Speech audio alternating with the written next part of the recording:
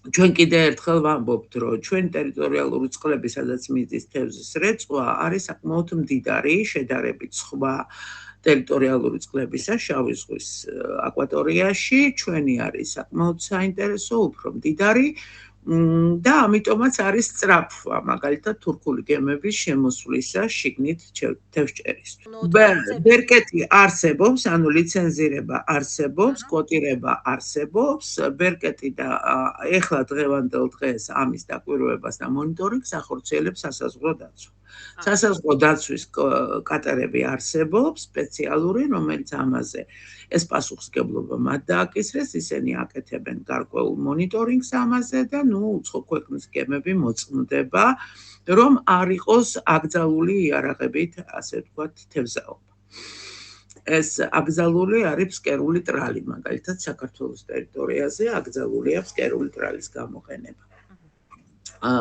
პელაგიური ტრალის გამოყენება შესაძლებელია. საბჭოთა კავშირის მერე 90-იან წლებში რომ არა ქაფშია, ჩვენ მოსახლეობა შეიძლება ვერ გადარჩენილიყო, იმიტომ რომ ზუსტად რაც შემორჩენილი იყო გემები, პატარა გემები, ისინი მოიპოვებდნენ ქაფშიას და ფაქტობრივად ცილოვანი პროდუქტი დასავლეთ საქართველოშიც და აღმოსავლეთ საქართველოშიც ქაფშიის მეშვეობით მიეწოდებოდა მოსახლეობას, როცა იყო საკმაოდ გაჭირვება ამ საკითხთან მიმართებაში, მაგრამ ამან გადაარჩინა ბევრი ადამიანი, ასე ვთქვათ, და ცილოვან პროდუქტს აწვდიდა. ანუ იქამდეც კი რომ დასავლეთ საქართველოში კერძებსაც კი ინახავდნენ ზამთრის პერიოდში და სპეციალურად ინახავდნენ, რომ ოჯახში საკვები ყოფილიყო.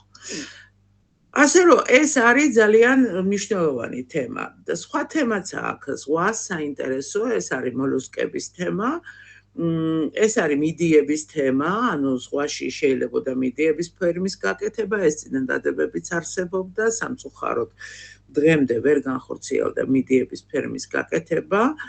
ანუ ჩვენ სამწუხაროდ უბრალოდ დაგვავიწყდა ეს თემა, მაგრამ ეს არის საინტერესო თემა ძალიან.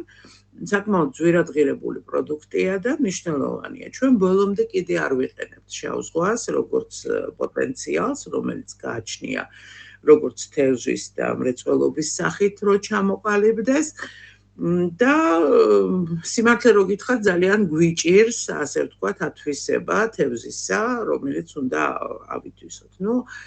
არაფერს აღარ ვამბობ, ასე ვთქვათ, სუთხზე, რომ ზუთხიც იყო და არის შავ ზღვაში, აღარ ვლაპარაკობ იმაზე, რომ ჩვენ ძალიან გვინდოდა რომ ზუთხი აღვედგინა, რომელიც კოლხურ ზუთხზე არის საუბარი, შავი ზღვის მოცულობა მიმდებარე ტერიტორიებზე და ასე შემდეგ. მოკლედ, თემები არის საკმაოდ ღრმა და ძალიან საინტერესო.